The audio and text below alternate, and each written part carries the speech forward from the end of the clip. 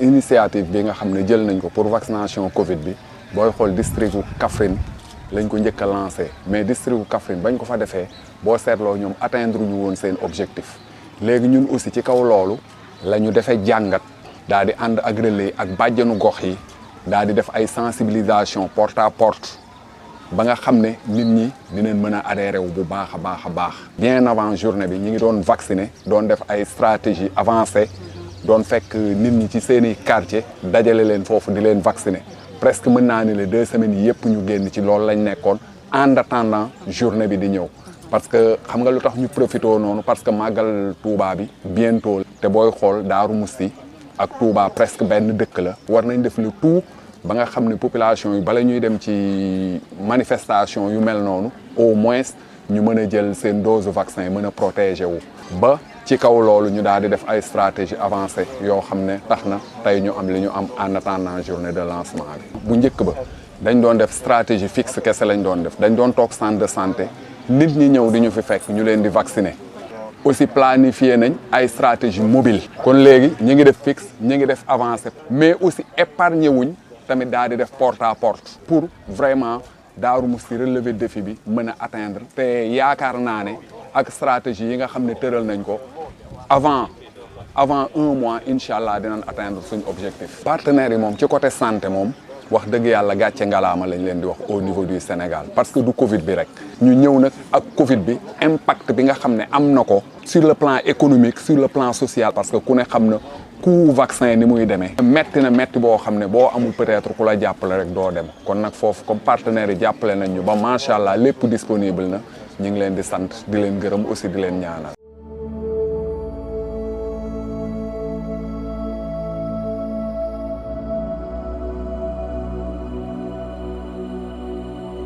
Covid 19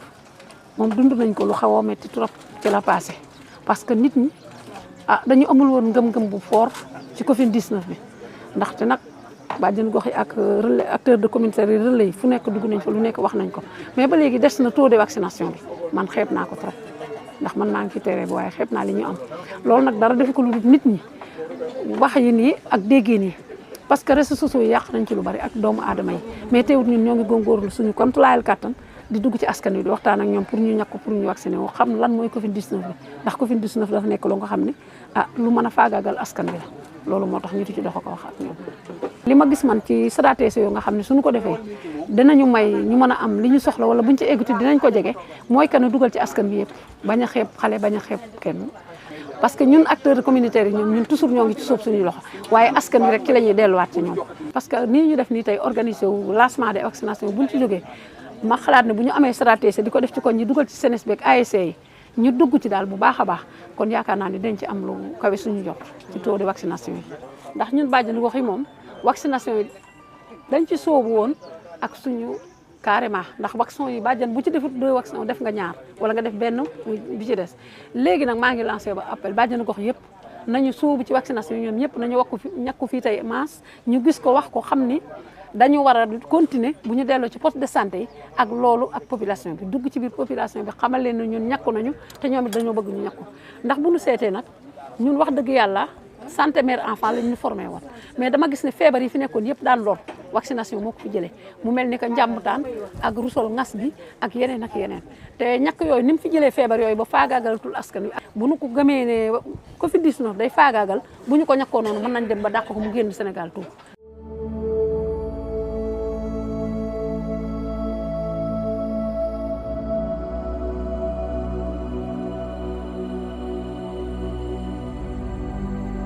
Je peux dire que d'abord, cette cérémonie a été une réussite et cela ne nous a pas surpris. Raison pour laquelle le choix a été porté sur Darou Mousty pour démarrer cette campagne de vaccination contre la Covid-19. Effectivement, parce que Darou Mousty d'abord a été, d'abord pour une première raison, c'est du safar, mais aussi c'est dû à la détermination des agents de sanitaires qui sont là, en commençant par le médecin-chef de district en premier, mais aussi avec l'équipe cadre du district, vraiment qui sont très engagés. Et c'est l'une des raisons pour laquelle on a eu à porter le choix sur Darou Mousty. Le message, c'est d'abord, il faut qu'il y ait de la sensibilisation, mais la communication. Et surtout, et essayer de sensibiliser surtout les Baïnogok, la population et la population en quelque sorte, pour que vraiment qu'il y ait une réussite pour cette campagne. Parce que nous avons vu qu'ici, il reste encore des personnes qui restent à rate, qui ne se sont pas vaccinées, ni les doses. Et surtout, il faut encore augmenter parce qu'il fallait de 2 jusqu'à 3 doses cette fois-ci. Mais aussi vraiment pour ceux qui sont restés en race, parce que la vaccination c'est une manière de prévenir contre la maladie. Et nous savons que tout ce que la maladie est toujours là. xanaa d'abord féliciter les autorités médicales régionales yi nga xam ne ñoom ñoo choisir Darou Mousty pour abriter cérémonie bu am solo bi nekk relance su vaccination Covid 19. ñu choisir district bu Darou Mousty mu nekk honneur pour ñun waa Darou Mousty ñu ci remercier le médecin chef de région